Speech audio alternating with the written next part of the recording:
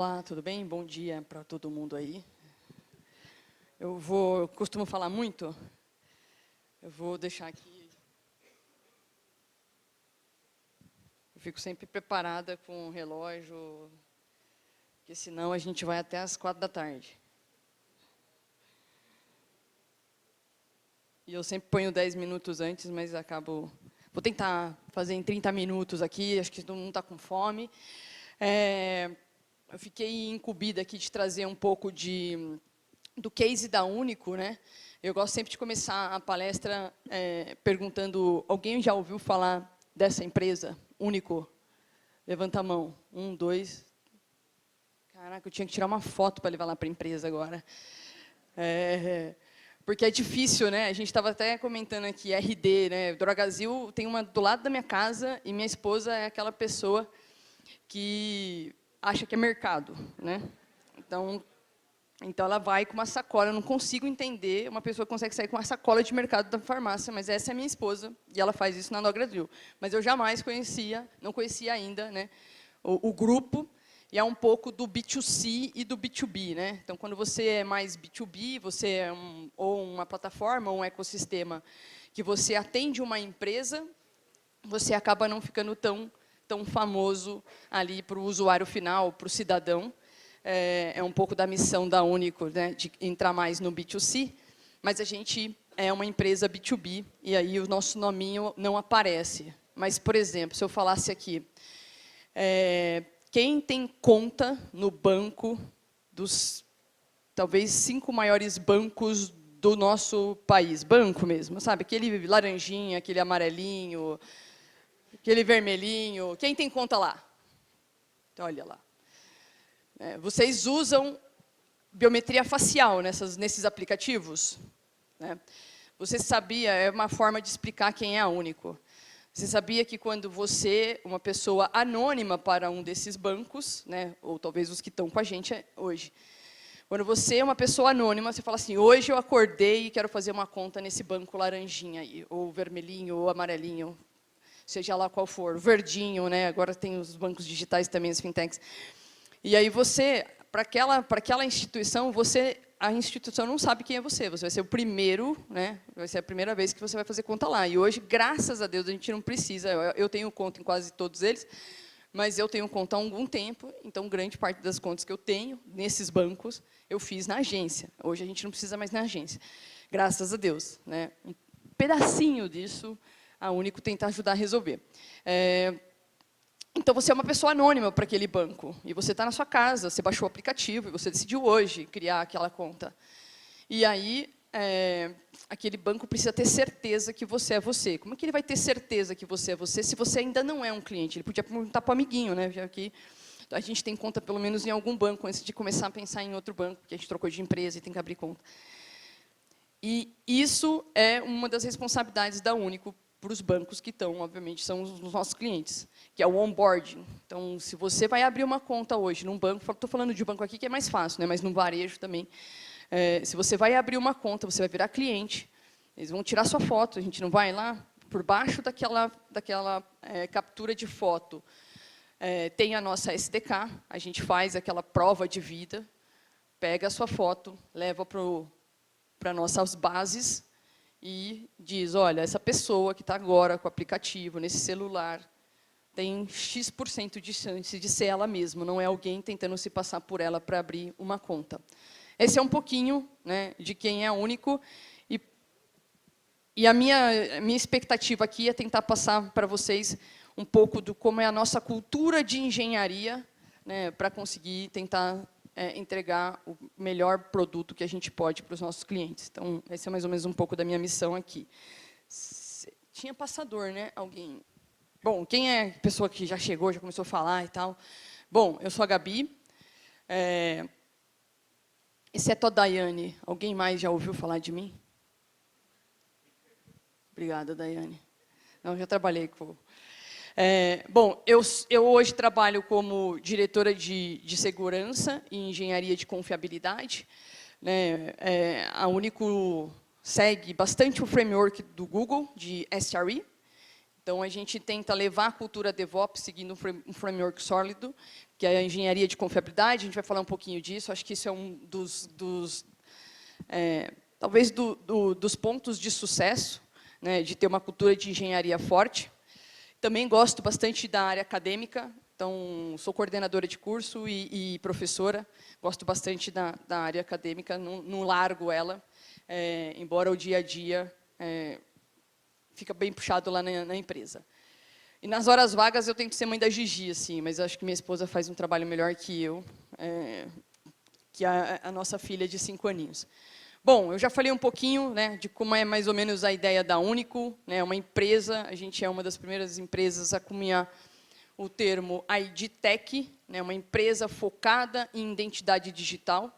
Né, uma das grandes ambições da empresa é garantir que a gente possa ajudar o nosso país, né, a acabar com fraudes de identidade e também dar conforto para o cidadão, né, de você ter que provar que você é você a todo momento. Né, a gente sempre está nesse lugar de confirmar que a gente, ou entregando um documento, ou comprovando onde você mora.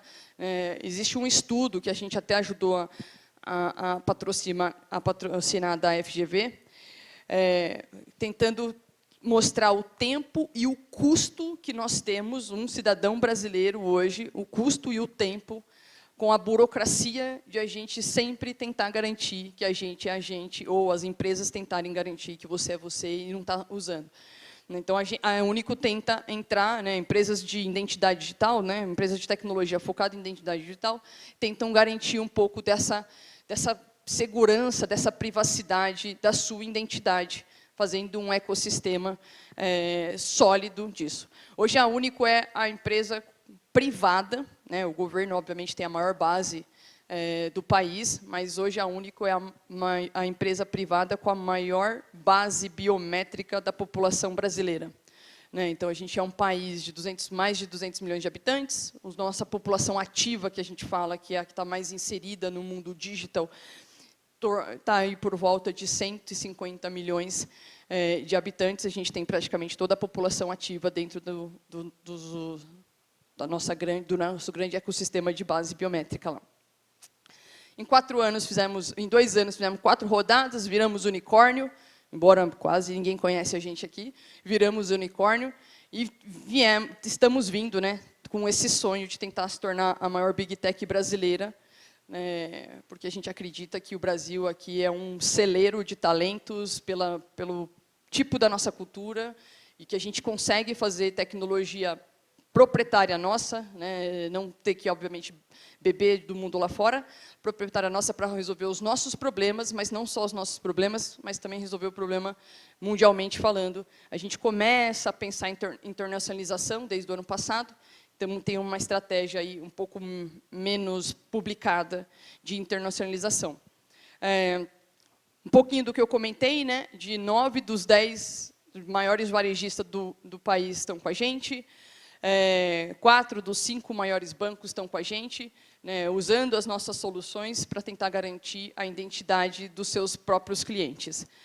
Um pouquinho dos nossos impactos, né, eu acho que o mais significativo, que ainda é um dado de 21, se eu garanto que você é você, né, eu estou diretamente ligada no antifraude, e a gente tenta, obviamente, fazer com que o número, não sei se vocês sabem, mas até 2025, a DAI vai dar uma palestra aí de segurança, mas até 2025 está previsto que a humanidade, né, anualmente perca 10 trilhões de dólares anualmente para o crime cibernético. 10 trilhões de dólares, até 2025. A gente está chegando lá, é uma meta horrível, né? A gente está chegando lá.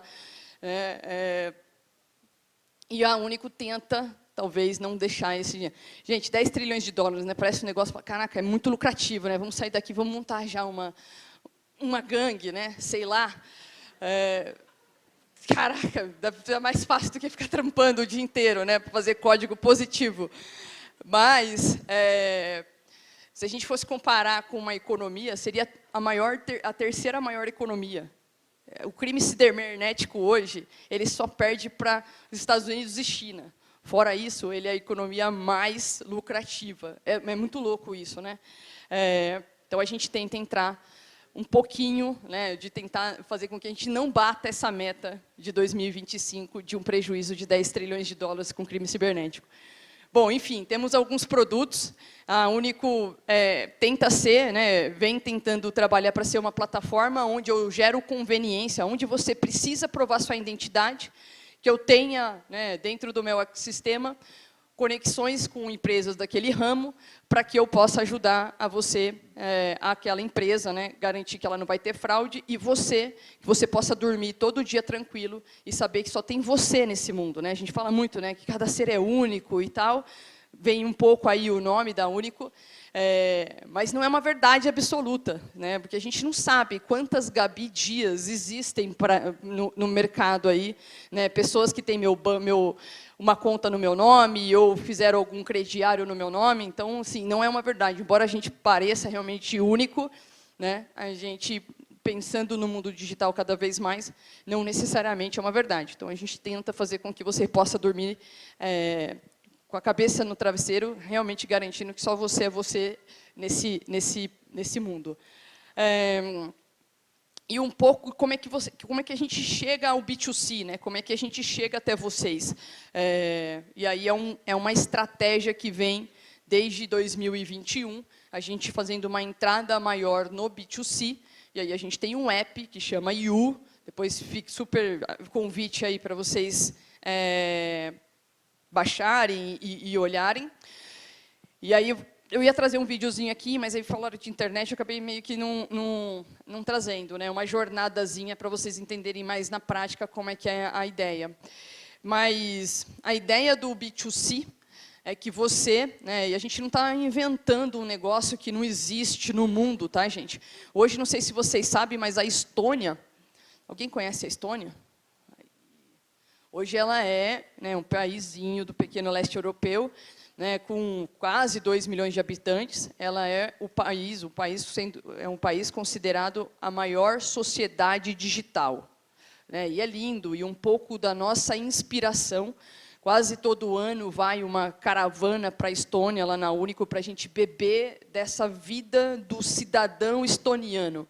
E hoje o cidadão estoniano, para dar uma realidade para vocês, daqui, sei lá, 10 anos, espero que seja mais rápido que isso, se a gente estiver vivendo isso no Brasil, vocês vão lembrar, falar, cara, aquela maluca lá e tal, né, falou um bagulho que está acontecendo de verdade. Né?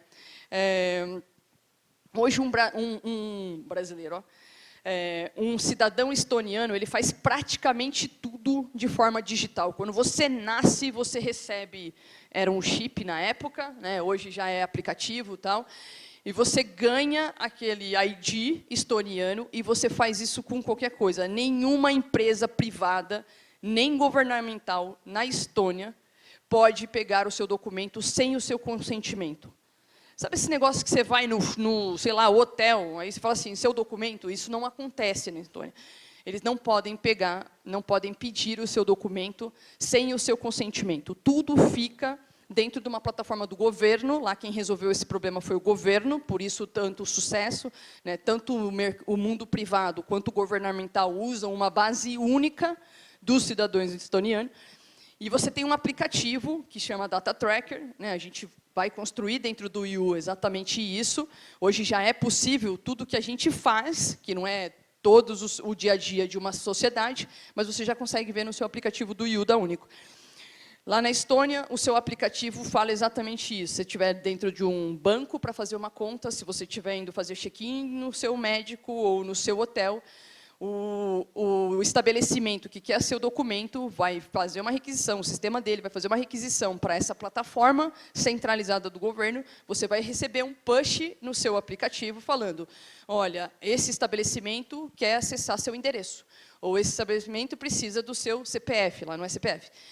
E aí você vai falar, sim, eu estou nesse estabelecimento, sou eu, e eu quero que ele possa acessar, porque ele também precisa de algumas informações para abrir uma conta, para fazer o que é que ele queira fazer. Isso já é uma realidade na Estônia, né, num país de quase 2 milhões. Um pouco da nossa essência é tentar fazer isso, ou ajudar, né, o Brasil a chegar nesse lugar com quase 2 milhões, mais de 2 milhões de habitantes. Então, o desafio está um pouquinho maior, mas a gente vai chegar lá. Como é que a gente vai chegar lá, né? Esse é o Diego, o idealizador da Único, né? Um cara louco, apaixonado, que acreditou que isso tinha que ser feito no Brasil, e não é só ele que acredita, né? Hoje, os nossos principais investidores, né, como o Goldman, SoftBank, acreditam isso também, acreditam que é o Brasil que vai resolver, ou vai ajudar o mundo a resolver o problema de identidade, porque a gente tem o maior problema, né? Hoje o Brasil está aí nos rankings também um ranking que a gente não quer chegar lá, mas a gente fica brigando, tentando brigar, disputar quase que o primeiro lugar do país com mais tendência a vazamento de dados do planeta, né? Esse cara, a gente quer sair desse ranking, ou pelo menos ir descendo, e não ocupar as 5 primeiras posições, de 5 a 10 posições ali. Como é que a gente vai fazer isso, né? Então, a gente quer resolver esse problema, que eu acho que é um problema genuíno, né, mas a gente quer resolver isso se tornando uma Big Tech. Eu acho que essa é a grande essência da empresa lá. E como? Né, e por que aqui? Essa ambição de ser uma empresa que vai resolver um problema, sei lá, global. Com visão tecnológica e cultura de engenharia, né? Então, vou falar um pouquinho da visão tecnológica e de cultura de engenharia que a gente usa lá na Único. A visão tecnológica, né, a gente vai vendo as empresas hoje, né, se tornando grupos e trabalhando junto. É um modelo tradicional que funciona. Então, você vai comprando empresas, vai fazendo M&A e se torna um co da vida. Mas, nas últimas décadas, né, um modelo mais inteligente e com mais sucesso, vamos dizer assim, quando a gente olha as grandes empresas de tecnologia, como Microsoft, como Google, como Apple, como Airbnb, como Uber, né, começam a mudar o seu modelo de negócio para o modelo olhando mais para a plataforma e uma, talvez, evolução disso, né, grande parte dessas tem um modelo de plataforma e extravasam para o modelo de ecossistema, é que você para de ser uma única empresa para resolver o problema e você começa a criar um ecossistema que não necessariamente está no mesmo CNPJ ou no mesmo grupo ali, você começa a ser um ecossistema conectado com outras empresas que têm seus grupos, seus outros investidores, para um objetivo em comum. E é um pouco do modelo, né, que a Único vem perseguindo de se conectar. Então, a gente quer ser, né, a gente é hoje um ecossistema que conectam as empresas para resolver um problema que é de todo mundo, né? Todo mundo tem, obviamente, se atende a um público, né, todo mundo tem esse problema da identidade. Então, quando você olha para como é um pouco do esqueleto como a gente resolve identidade para os clientes hoje que estão com a gente é uma plataforma.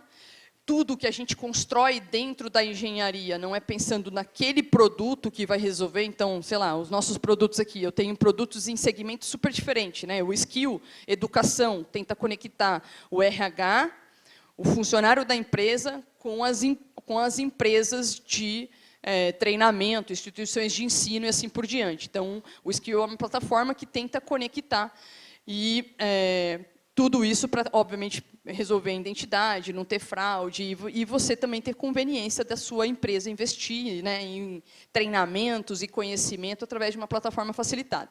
Mas olha que ramo, né? Ramo da educação. Eu tenho um outro produto, que é o Auto, que tenta resolver um pouco da burocracia de comprar um automóvel. E aí eu conecto as concessionárias ao público que vai comprar. Quando você vai comprar um carro, você provavelmente vai na concessionária, e eu estou ali fazendo toda a parte burocrática de documento, sobe documento e tal, você consegue fazer pelo app do You, para as concessionárias que usam, obviamente, compra de carro através do app do You, através da Único.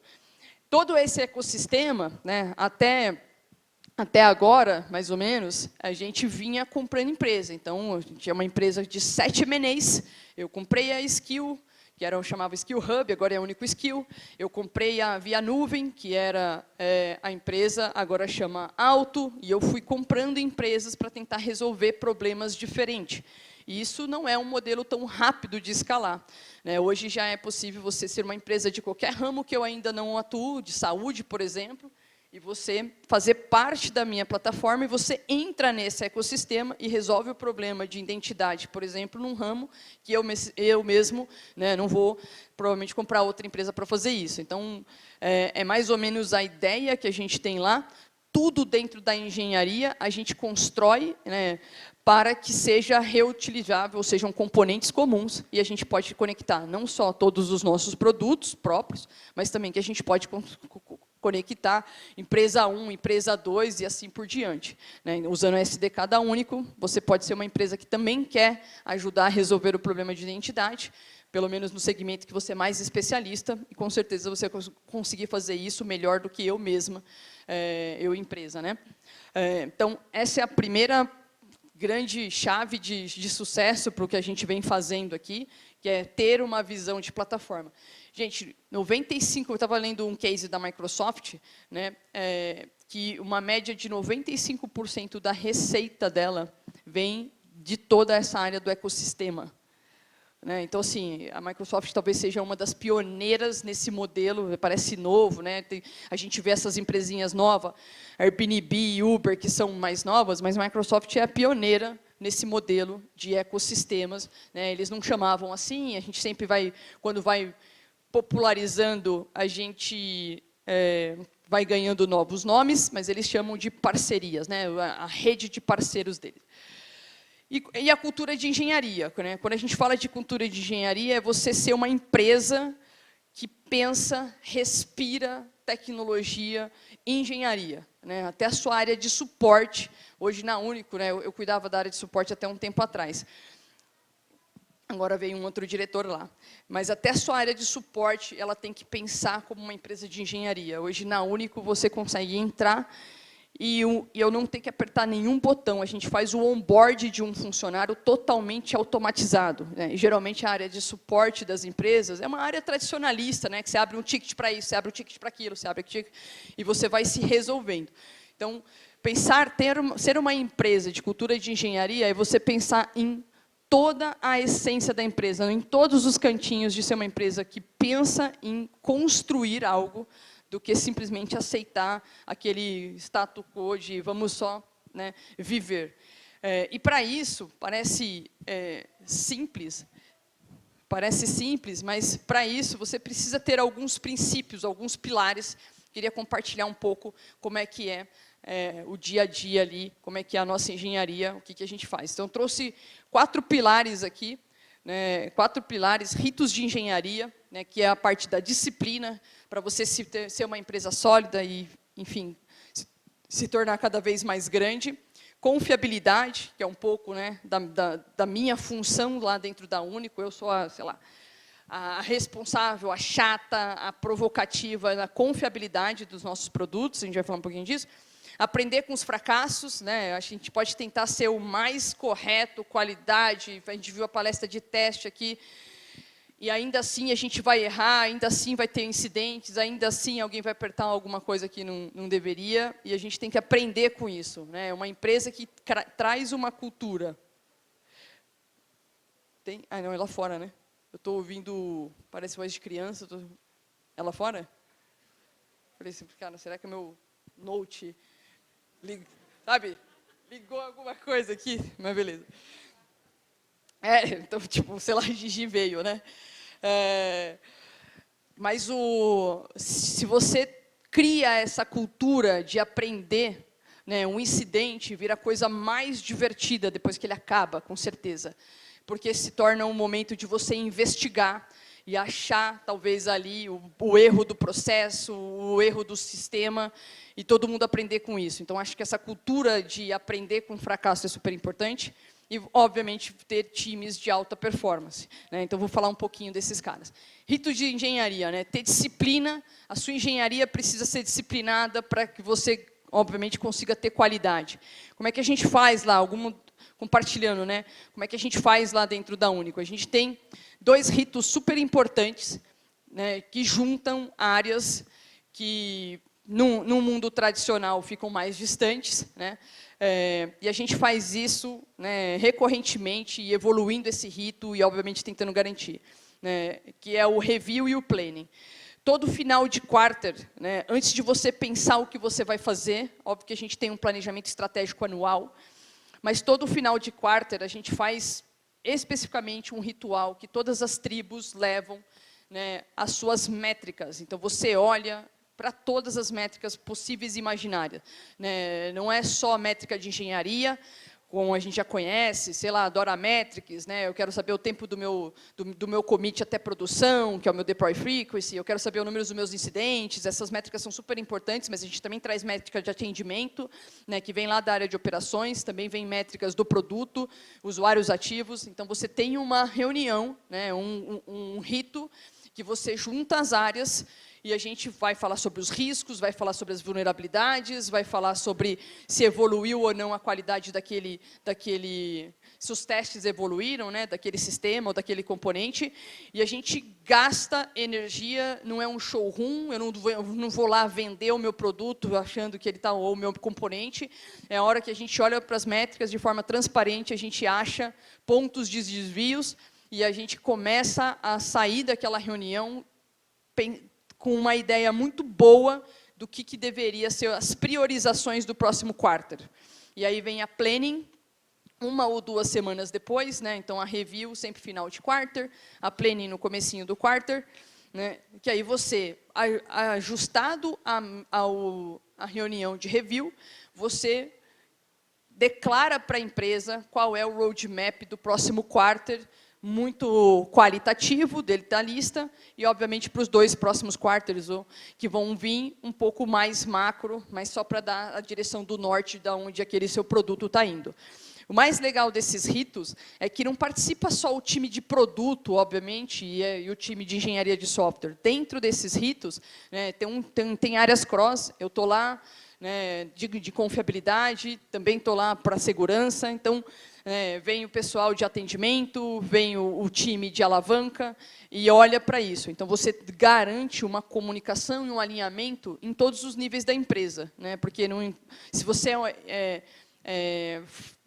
fundamentalmente uma empresa de engenharia, é dali que vão sair as inovações e talvez os posicionamentos de mercado, mas não dá para sair sem beber do mercado propriamente dito, né? Então, você garante um alinhamento de cima e embaixo, né, horizontal e vertical. Então, esses são os 2 ritos que a gente tem para ter disciplina de planejamento e, obviamente, ter a visibilidade e a comunicação para a empresa inteira. Então, aqui você também pega problemas de dependência, meu produto para fazer isso precisa daquele, ou aquele componente precisa, e você ajusta e tenta, obviamente, fazer com que a empresa consiga andar de uma forma, né, mais cadenciada para ganhar velocidade. Sair desses ritos e ali a gente decidiu que vai sair um novo produto ou vai sair uma nova modificação, uma nova feature daquele produto e a gente vai precisar, obviamente, começar a fazer. Aí entra lá, né, o trabalho do time de engenharia para fazer. Antes de se começar a pôr a mão do código, né, a gente obrigatoriamente precisa passar por um rito de Architect Review. Então, você precisa desenhar, você precisa fazer o design doc da sua aplicação, ou da mudança mais estruturante da sua aplicação, não é que cada merge que você vai fazer na main, você vai fazer um design doc, mas as mudanças estruturantes, ou de grandes features, ou novos componentes, ou produtos, você faz o design doc, esse design doc é construído também a várias mãos, né, tem campos para serem preenchidos, né, tem, obviamente, um guia, para você olhar para dados, né? Então, que dados sua aplicação vai gerar, como você vai medir o sucesso daquele produto. Você precisa se preocupar no momento ainda de implantação, como é que você vai gerar isso, para depois não estar em produção e a gente está tentando agora resolver que a gente não tem dados para medir aquele produto, não importa se é dados de produto, né? Ou dados ali pensando no ciclo de desenvolvimento. Então, você olha para tudo isso, escreve num design doc e tem um comitê de Architect Review que é aprovado ou não. E isso a gente garante, obviamente, que a gente tem diretrizes lá, né? 2 diretrizes, que é o Dev Prime e o Dev SRE, que são como é que a Único, quais são os padrões, melhores práticas de engenharia que a Único adota, né, ou que ela encoraja, para a gente, obviamente, ter um padrão na empresa, e isso é um documento vivo, que vai se formando de forma colaborativa, e tem, obviamente, os curadores ali, que são pessoas mais sênior e tal. Mas o Architect Review, né, você tem ali uma cerimônia e é aprovado ou não aprovado, e o time se compromete, às vezes é aprovado com ressalvas, e o time se compromete que, no tempo de implantação, ele vai, obviamente, pegar todas as ressalvas ali que foram feitas. Dentro desse comitê tem um arquiteto de segurança, tem um engenheiro de privacidade, tem um engenheiro de confiabilidade e tem um engenheiro de software, que aí pode ser back, pode ser front, se é SDK e tal. Então, esse comitê também é uma coisa super interessante, porque, não sei se vocês já vivem isso, ou já viveram isso, que é a dor de ser áreas cross e não saber o que está sendo lançado, né? Então, você é da área de segurança, uma das suas responsabilidades, sei lá, é garantir a segurança ou até fazer calendário de pentest naquele produto, e você só descobre que esse produto se lançou quando ele já entrou em produção e provavelmente teve um incidente, e aí você fala assim, nossa, tá bom, e isso não acontece quando você tem a disciplina de criar ritos que você garante que está todo mundo ali. Então, todo produto sai com uma documentação, um design doc, que todas as áreas podem consultar depois, fica, obviamente, na nossa base lá, a gente usa o Confluence como plataforma ali de guardar tudo que é nossas documentações. Legal, aí a gente passa, sei lá, alguns sprints codando, e aí deu tudo certo, o que a gente desenhou, a gente codou, e os testes estão lá, e a gente pensou em escalabilidade, colocou tudo bonitinho. Será mesmo? E aí a gente faz um rito, que esse é, obviamente, a curadoria desse rito é do SRE, que a gente olha se aquele produto está pronto para produção. Já fazendo um link, eu vi que tem a Nova Tech aqui, os livros ali, um dos livros que eu acho sensacional para qualquer desenvolvedor ou qualquer pessoa da engenharia ler é Microserviços Prontos para Produção. Quem nunca viu esse livro, está lá, a oportunidade depois na hora do almoço de ver. É um livro sensacional, que é essa disciplina de garantir, né, fazer a governança disso, mas garantir que um produto vai para a produção se ele, de fato, está preparado para a produção. Isso não significa que ele nunca vai ter um incidente, que ele não vai ter um problema de escalabilidade, mas se você fizer isso, você evita, né, ou garante que algumas coisas estão acontecendo. Então, tudo que vai entrar em produção tem que passar por um PRR. E, gente, tem que ser muito sério, né? Os ritos, eles não existem para inglês ver. Né? A gente já acontece, né, de mudar todo o roadmap de lançamento daquele produto, porque ele não passou no PRR. Olha a força que uma empresa que fala que é, né, ou quer ser uma empresa de engenharia, é uma empresa de tecnologia resolvendo um problema, né, a engenharia tem que ter esse tipo de peso. Né, não é a área de produto ou a área de negócio falando, não, mas eu já combinei com o meu cliente, era para dia 27, tem que ser e vai lançar. Não, não passou na qualidade, não passou no PRR. Né, o time vai se esforçar para fazer tão rápido quanto possível, mas não entra em produção, e aí muda todo o calendário. Por isso, da importância do time que não está na tecnologia, participar do planning e entender os nossos ritos, porque vai mudar, né, roadmap de produto, campanha de marketing, se a engenharia não está confortável para colocar aquele produto em produção. Vou tentar correr aqui. E aí, a gente tem alguns ritos que a gente diz de engajamento. Né? Não adianta a gente fazer tudo isso e tudo que a gente está construindo ali no nosso produto ficar só naquela squad. Né? Quando você é uma empresa que você começa a crescer, fica mais difícil você saber o que está acontecendo na empresa. Então, tem 2 ritos, né, que é o Tech Talk, que acontece toda terça-feira, 3h30 da tarde, que os desenvolvedores, qualquer pessoa da empresa vai lá e cadastra, quero fazer uma Tech Talk, igual estou aqui, né, falando com vocês, quero falar sobre isso, falar um case do meu produto, ou falar de um incidente que a gente, né, teve uma dificuldade muito grande, um aprendizado muito grande. Então, você vai lá, né, self-service, e cadastra, e você coloca o que você quer compartilhar, vem de fora, né, a gente pode fazer convidados de fora, ou funcionários nossos trazendo o nosso dia a dia. Toda terça-feira, né, a engenharia para colaborar, né, para essa troca de conhecimento. E o Town Hall já é um que acontece uma vez por mês, para garantir também que toda a engenharia esteja alinhada com o propósito da empresa, passando a estratégia da empresa. Isso é muito legal, assim, né? Eu estou há 2 anos na Único. Antes da Único, trabalhei em algumas empresas de fintech, e isso me chama muito a atenção, assim, positivamente, como a gente consegue ser um funcionário, não importa se é o júnior, né, o estagiário ou o sênior, mais estratégico ou executivo, todo mundo tem a mesma informação. Isso é um ponto cultural, quando você vai estudar um pouco essas big techs conhecidas, né, mundialmente falando, que elas investem muito para garantir a empresa toda, né, encorajada a seguir aquele propósito, seja lá qual é o propósito daquela empresa. Segundo ponto, né, de cultura que é super importante, ter uma cultura de confiabilidade, né? Como você trabalha engenharia de software, engenharia de confiabilidade, segurança e privacidade no dia a dia, né? Então, é mais ou menos assim que a gente, né, constrói as nossas tribos lá. A gente usa, é bem comum, né, o modelo Spotify de falar tribos, squads e tal. Então, dentro de um produto, você tem a área de produto, tenho medo aqui. Dentro, né, você tem um produto, então você tem uma tribo, você tem a área de produto, o cara que é, né, o PM ali e tal, e ele pode ter vários, dependendo de quantas squads tem aqui, ou quantas ramificações tem aquele seu produto.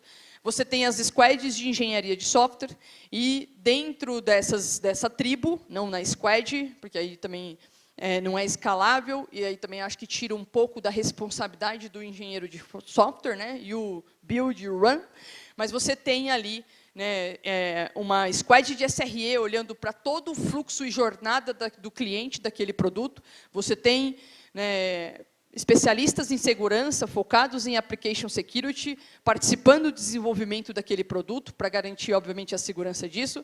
E você tem, no nosso caso ali, como a gente também é uma empresa muito focada em identidade, né, o que eu mais tenho ali, o meu poder precioso da Único é quase todos os documentos de um indivíduo, pelo menos os que passaram na nossa plataforma. Então, os dados que a gente armazena, a gente tem que ter, obviamente, uma proteção muito grande desses dados. E acho que diferente um pouco, né, talvez a grande mudança, né, por que eu coleto tantos os seus dados? Né? A ideia da Único é coletar os seus dados para benefício seu. Né? A gente não vende os dados, ou não vai colocar propaganda, e não vai começar a estudar o comportamento do consumidor para vender isso como dados para outras empresas. Não é o nosso propósito. Então, hoje, né, a ideia é, os dados estão ali para benefício seu, e a propriedade do dado é seu. Se você entrar hoje no aplicativo do You, que você ficou curiosa aqui, falando, meu, o que será que a Único tem de mim? Se você entrar no aplicativo do You, né, e você, por exemplo, vê lá, você nem lembrava que a sua empresa, o RH da sua empresa usa a minha plataforma. Então, se o RH da sua empresa usa a minha plataforma, eu conhecia a Único quando eu trabalhava no PagSeguro. O PagSeguro usa a plataforma da Único para contratar. Você faz todo o onboard do RH pela plataforma da Único, que é o Único People. Então, se você foi contratado por uma empresa que usa o Único People, todos os seus dados de RH, de onboard, e a gente sabe que a gente tem que dar até a cor da meia, para não falar outra coisa, né? Quando você vai fazer um onboard numa empresa, você tem que dar a carteirinha sua, do seu filho, daqui a pouco estão pedindo do cachorro também. Todos esses dados sobem na nossa plataforma, e obviamente, é compartilhado com o RH. E esse dado fica lá. Né? O dado é seu, está na nossa plataforma, o dado é seu. Se você entrar hoje no aplicativo do You e falar, cara, mas eu não quero deixar meu dado lá, você aperta um botão ali e os dados são expurgados, e você não vai ter mais os dados da nossa plataforma.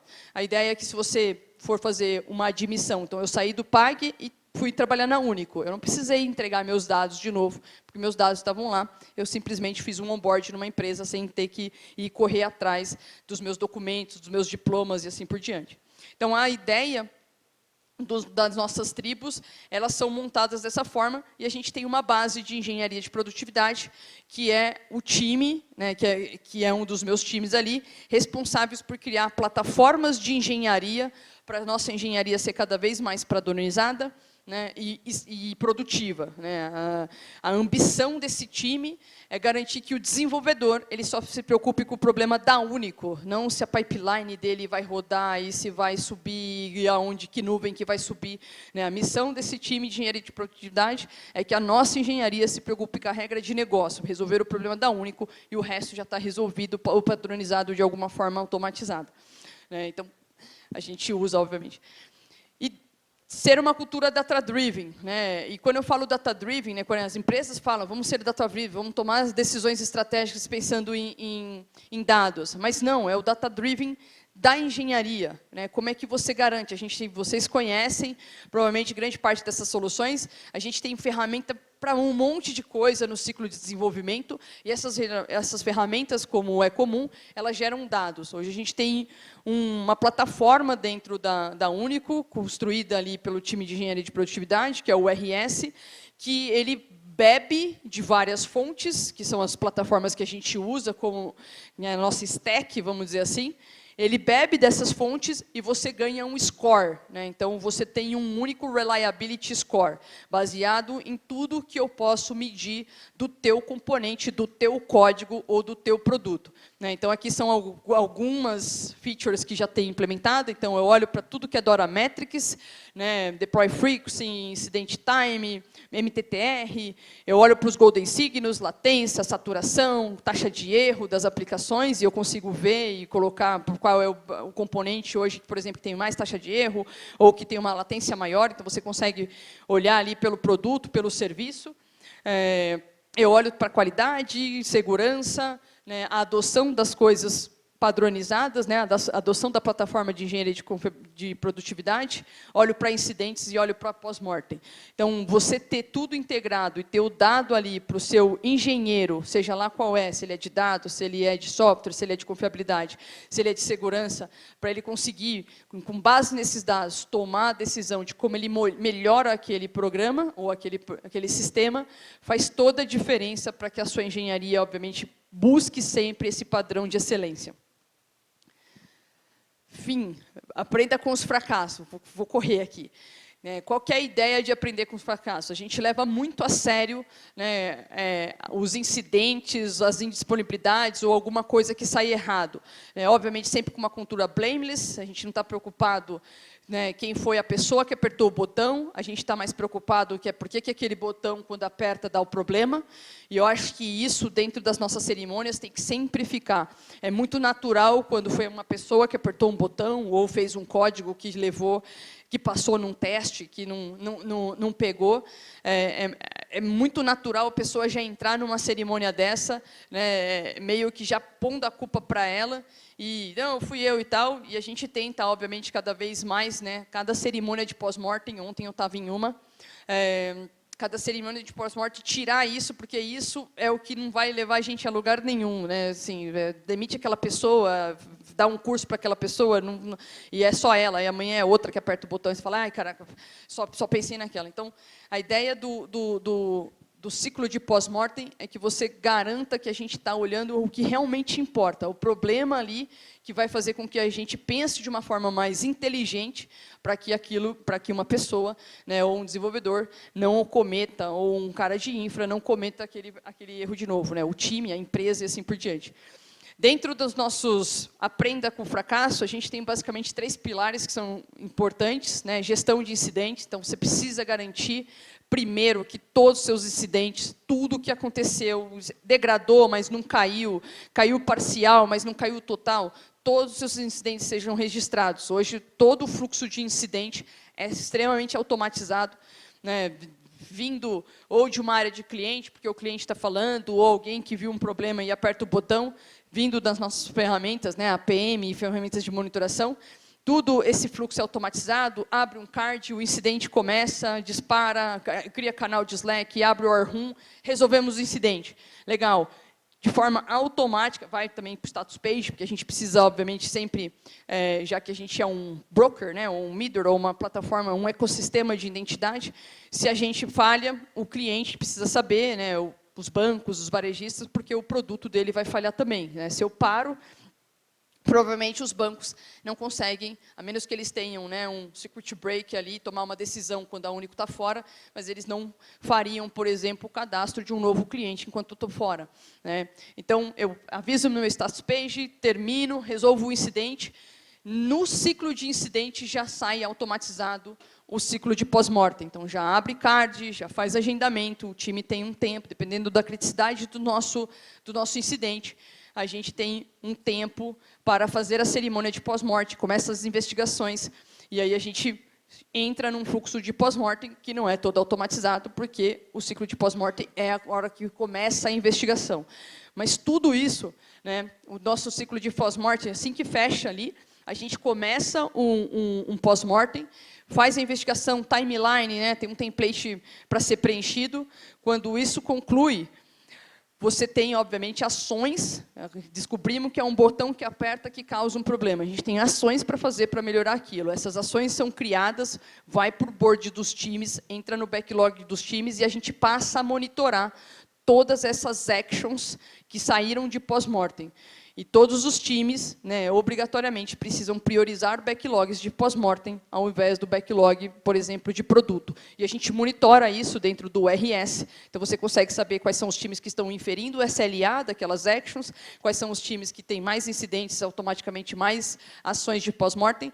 E quando esse ciclo ele começa a desandar, né, tem mais incidentes, aí o action entra, eu não consegui terminar, o incidente aconteceu de novo, né, não é comum, mas acontece.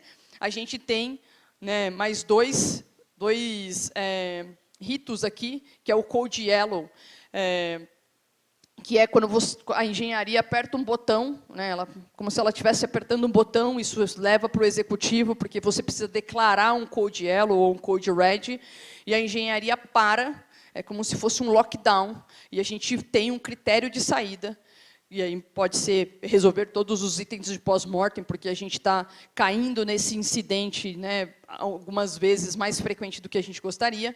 Então, você aperta, como se fosse esse botão de pânico, a engenharia se fecha, tem um critério de saída, e você para o roadmap do produto e resolve o problema. Eu até deixei aqui, né, quem quiser tirar foto, são um artigo, são das mesmas pessoas, né, mas é um artigo e uma palestra que teve na SRECon de 2019, de um case muito legal, de um Code Yellow, de Cassandra e tal, Kafka, de Kafka, que seria muito legal se vocês assistissem, né, ou procurassem saber.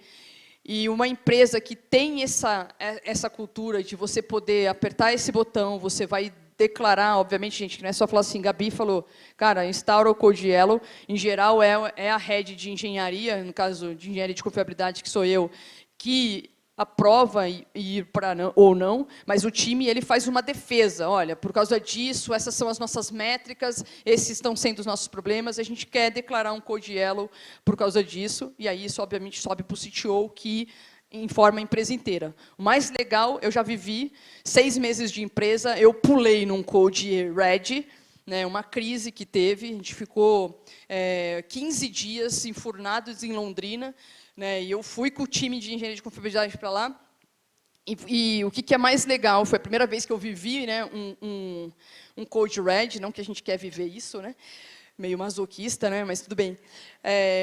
Mas o que é legal de uma empresa que usa um rito desse é que, quando você declara um Code Red, você está tendo carta branca, então é estipulado a uma pessoa, no caso fui eu, você tem carta branca para investimento da empresa, e você chamar qualquer funcionário, né, cara, eu conheço o desenvolvedor XPTO, que é do produto tal, que não é desse produto, e você chama qualquer funcionário, né, então eles anunciam isso para a empresa, todo mundo sabe, você pode chamar a gente de atendimento para falar com o cliente, você pode chamar engenheiro, você pode chamar o cara de segurança, essas pessoas elas são convocadas, é tipo guerra mesmo, essas pessoas são convocadas, no dia seguinte elas estão ali trabalhando em cima daquele problema para a gente sair o mais rápido possível. Então, vocês já viram que não é um botão que se aperta do tipo, vou apertar agora.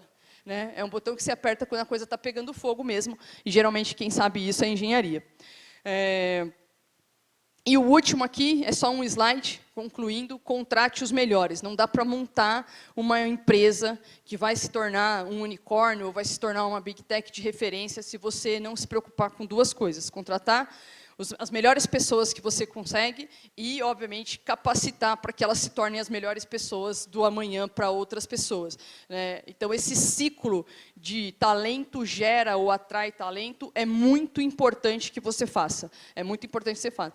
Por exemplo, eu sou diretora, né, você vai falar assim, pô, beleza, você deve ter muito trabalho para fazer. Né? Essa semana, a gente a gente faz programas de talentos e a gente contratou, tem 2 semanas, 5 mulheres de um programa da Fundação Lehman, que se chama Fundação Estudar. 5 mulheres que estão fazendo transição de carreira ou estão começando na carreira, né? E a Gabi passou essa semana das 9 à 1 da tarde capacitando num treinamento, a primeira fase é comigo, né, e todo mundo pode pular nisso, porque a gente quer, obviamente, se tornar uma empresa com talentos, né, e que os nossos talentos sejam felizes por estar lá e promoverem, obviamente, novos talentos. A Gabi passou, né, essa semana inteira dando treinamento para essas meninas, né, obviamente, do que é minha responsabilidade. Cloud, né, pipeline DevOps, escalabilidade, confiabilidade, a gente vai passando para que quando elas entrem no time, esse monte de sopa de letrinha que eu falei para vocês aqui, que podem ser tranquilas ou não tanto, né, para que elas não saiam correndo quando elas entrarem no time, porque é muita informação, a gente sabe que é muita informação. Elas vão passar por um mês, é um onboard que a gente faz para quem é, obviamente, de começo de carreira, e um mês antes de entrar, de fato, num time. Elas escolhem o time, a gente faz um showroom das squads, né? Mas você também precisa de pessoas gigantes, né? Então, esse é o nosso time de executivos, né, mais sênior da engenharia, trouxe só da engenharia aqui. Né, hoje, meu chefe direto é o CTO, que é o Nelson, que vem de 17 anos de IBM e uma década no Google, sendo, né, vice-presidente de engenharia e produto do Google. É muito louco você trabalhar com um cara que a maioria das coisas que você usa, né, ele lembra da pessoa que fez, a pessoa que deu a ideia. Sabe o Search? O Search, quando ele começou a ser autocompletado, foi um estagiário do Israel que deu essa ideia. Eu falo, tá, show.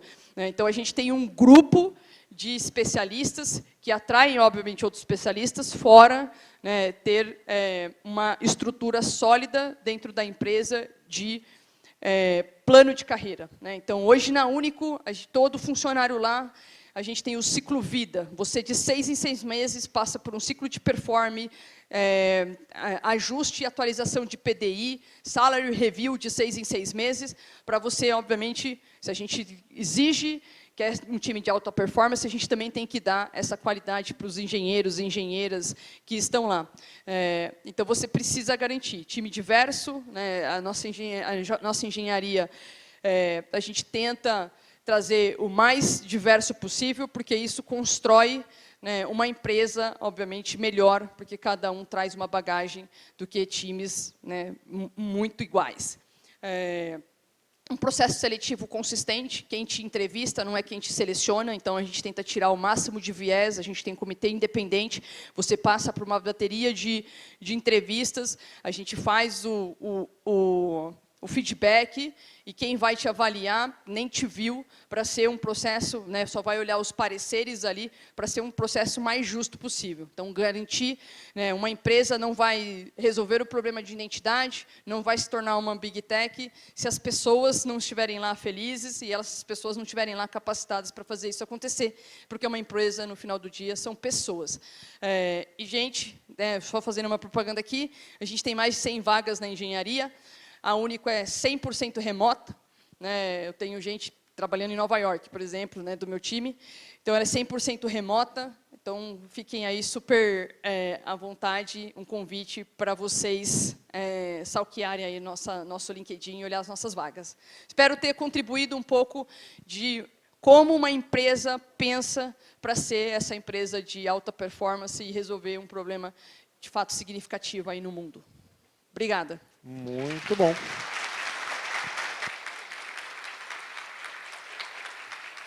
Perguntas. Olha lá, temos perguntas já, um minutinho.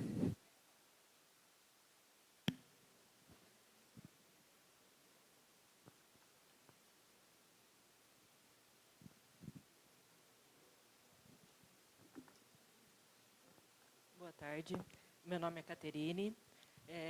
Confesso que eu nunca tinha escutado da empresa, achei bem legal, bem interessante o produto dela.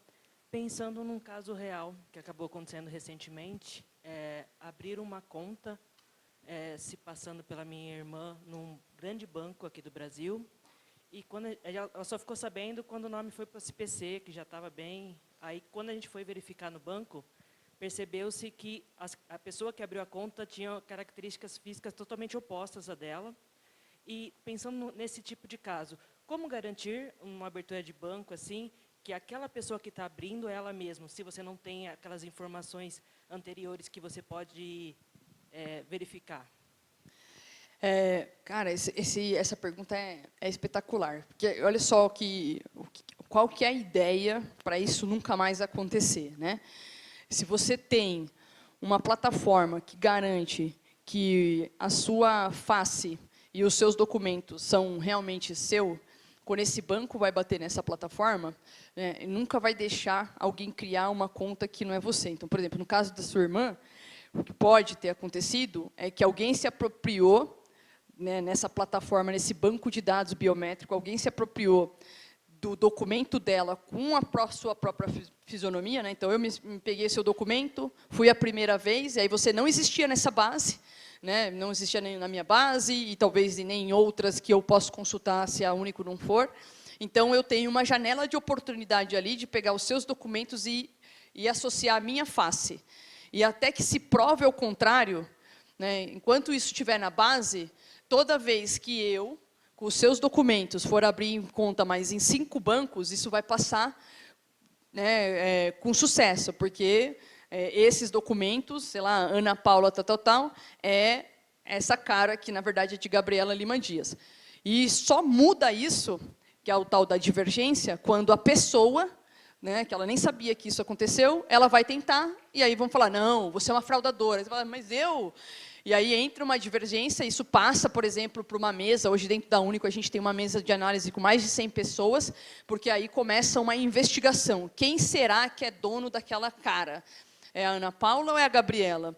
E aí muda na base, e quando isso acontece, por isso que é importante ter uma plataforma, né, que você possa consultar, quando isso acontece, né, muda ali, e se sua irmã for, imagina que essa pessoa, quando ela consegue isso, essa janela de oportunidade, ela não vai ficar só naquele banco, ela vai tentar em todos quanto é lugar, porque se ela está fazendo isso, ela tem um propósito de conta laranja, qualquer coisa do tipo. Então, quando isso acontece, e aí, só que é um caos para o cidadão, né? Porque você tem que ficar ali, tendo que se comprovar, quando termina isso, a garantia é que vai entrar nessa base, e para a próxima vez que sua irmã for, né, o fraudador vai ser aquela outra pessoa, porque eu vou dar ok, aí entra no fluxo do banco falando, peraí, ok, mas eu tenho uma conta com a outra pessoa, e aí o banco começa toda uma investigação de antifraude. Eu estou nesse lugar, na Único, né, garantindo a maior base privada, né, e se você não está na minha base, qualquer pessoa pode colocar você na minha base, porque eu também não te conheço. Qual é a acurácia da minha base? É que eu já estou no mercado há muitos anos, né, a Único faz 16 anos hoje, e a chance disso acontecer. Mas a gente tem, por exemplo, dentro da Único, uma base de suspeitos, né, que eu não posso tomar uma decisão, porque eu realmente não estou na sua vida para saber, mas esses têm score menor, e aí o banco, em geral, leva para um fluxo mais burocrático de se criar uma conta, né? Que aí a gente faz toda essa investigação e a gente atualiza a nossa base, o banco também, obviamente, resolve o problema ali. Mas é mais ou menos nessa janela que pode ter acontecido com a sua irmã, né? E, gente, é muito comum isso, é muito comum, né? Eu acho que é tão comum e a gente vem combatendo isso, né? Não a Único, propriamente dito. O Serpro também tem a maior base pública, porque é a base das carteiras de motorista, né? Então, ele também tem uma base, só que está atrelado à carteira de motorista. E eles divulgaram já que vão liberar, acho que está um pouco atrasado, era para liberar no passado e tal, vão liberar para as empresas poderem fazer essa segunda checagem na base ali, de bater foto com o cara. Antes disso, eu tento validar, porque como pode ter sido cadastrado ali da sua irmã, né? Não num passado muito distante, você podia só pegar uma foto minha do Facebook e se passar por mim, então vou querer ser mais, né? Ao invés de pegar a minha cara e pôr ali cara tapa, eu vou pegar a sua foto do Facebook e cadastrar. Não sei se vocês já viram a mudança das SDKs dos aplicativos. Antes você só batia a sua foto, agora você tem que ficar... Daqui a pouco ele vai pedir para você fazer uma dancinha para garantir que você, que é o Liveness, é a prova de vida. Então, a gente usa, né, um motor de Liveness que tenta garantir, primeiro, que a pessoa que está ali não é uma máscara, não é uma impressora 3D que te imprimiu, não é uma foto da sua foto, é você ali. Aí, dado que é você ali, aí eu entro num fluxo de validar se você é você. Se foi cadastrado num passado que não tinha o que a gente chama de Liveness ativo, né, era muito mais fácil roubar sua identidade e cadastrar na base ali uma pessoa que tem outra fisionomia. Né. Hoje isso vem acabando, né, quanto maior minha base, menos vai acontecer isso, e aí o mundo mal, né, o mundo mal eles mudam. Hoje as contas laranjas, grande parte do passado, as contas laranjas eram assim, eu cadastrava uma face e tinha uma conta. Hoje não dá mais para fazer isso, então as contas laranjas agora são de pessoas laranjas, é a pessoa, ela cria a conta, é ela, só que essa conta é usada para desviar dinheiro, né, ou pegar esses golpes de WhatsApp, Pix para cá, Pix para lá. Então, agora a gente vem sofisticando as empresas, né, no geral, mas vem sofisticando para como eu pego, que é a pessoa, mas a índole dela não é benéfica, porque uma conta laranja aí tem comportamentos, né? Uma conta laranja ela não só abre aqui, ela abre aqui, ali, no mesmo minuto, vendo pelo mesmo celular, não é o celular da pessoa. Então, tem algumas outras características que eu consigo pegar, geolocalização, para eu começar agora a pegar, e, obviamente, score, né? Eu nunca falo aquela pessoa, né? Mas eu abro um score negativo, que o banco faz um processo mais burocrático para comprovação de identidade. Né? Então, é mais ou menos essa... Gente, é um mundo fascinante. Falei demais, né? Sorry. Muito bom. Mais perguntas? Opa, um minutinho.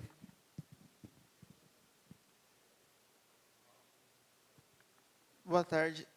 Eu queria saber quanto tempo de mercado a Único tem, quantas pessoas no time de tecnologia.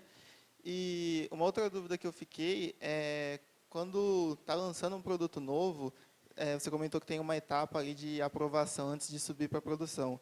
Isso é só com produto novo ou tudo que vai ser feito e vai entrar em produção depende de 3 meses ali sendo trabalhado em cima, uma validação, e isso vai para a produção de uma vez? Tipo, não rola ciclos menores ali de interações, coloca em produção, faz um tipo de teste AB, ABC, para validar? Como que isso funciona? Boa. Primeiro que não são 3 meses, tá? Mas pode ter passado essa sensação. É majoritariamente produto novo ou uma mudança significativa que vão, né, trazer mais microserviços e muda significativamente um produto. Geralmente desacoplamento de legado, que aí você vai, obviamente, criar algumas camadas em volta daquele seu monolito e tal. Mas é só grande parte para produto novo ou componente novo. Né? Então, imagina o seguinte, vou dar um exemplo prático aqui. No passado, a gente tinha um motor biométrico, né? Uma engine que faz ali o match. E aí a gente achou que ficar confiando só em um motor biométrico não faria muito sentido. A gente tem o nosso próprio motor biométrico que foi construído, e aí a gente precisou criar um orquestrador de motores, né? Um cara na frente que tem a capacidade de pegar a resposta de vários engines, como se fosse, eu quero armazenar em vários bancos para depois saber quem é o melhor. Né? Seria mais ou menos isso. Eu vou dar meu rosto para esse motor e para esse motor. Com base nisso, eu vou fazer uma regra, né, para saber se você é você, ou se todo mundo respondeu sim, maravilhoso, você realmente é você, a sua foto está qualidade. Esse componente, ele muda a forma como os outros meus produtos vão se conectar. Eu não vou mais fazer uma chamada para aquele motor e agora eu vou chamar esse cara. Ele não é um produto, né, mas ele é uma mudança estruturante. Esse cara passa por esse ciclo. E ele pode ser construído em, sei lá, 2 sprints, 15 dias. Né? Não necessariamente existe complexidade ali do desenvolvimento, embora nesse caso exista, não demoraria tanto, mas ele passa por PRR, porque é um componente novo que vai entrar na frente, por exemplo. Os meus produtos vão ter que começar agora a pensar em fazer uma mudança para não chamar mais a API do motor A, e sim chamar o orquestrador de motores, e eu preciso garantir, porque acaba entrando no fluxo da jornada do cliente. Então, a tomada de decisão, isso é legal, a tomada de decisão do que vai para Architect Review e o que faz PRR é na Planning. Agora sim, o time ele vai evoluindo. Todo o meu produto ali, eu tenho que fazer feature A, feature B. Esse ciclo de desenvolvimento não passa por esses ritos, com certeza não passa por esses ritos.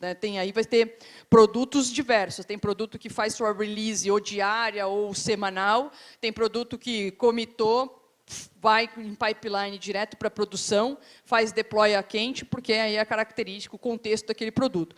Mas o ciclo de desenvolvimento, ele não olha muito para esse rito. Esse rito é para garantir exatamente coisas estruturantes. Então, vai ter que ter um design doc, e aí todo mundo vai participar. Então, eu sei que se eu uso o motor hoje biométrico, se está criando um orquestrador na frente, eu sei que o meu produto já tem que começar um roadmap para aprender a usar esse orquestrador, ou mudar o contrato da API para usar esse orquestrador. E isso acontece com frequência. Tipo, a gente fez um orquestrador recentemente de motor biométrico para colocar não só os do mercado, mas o nosso. Então, agora a gente tem...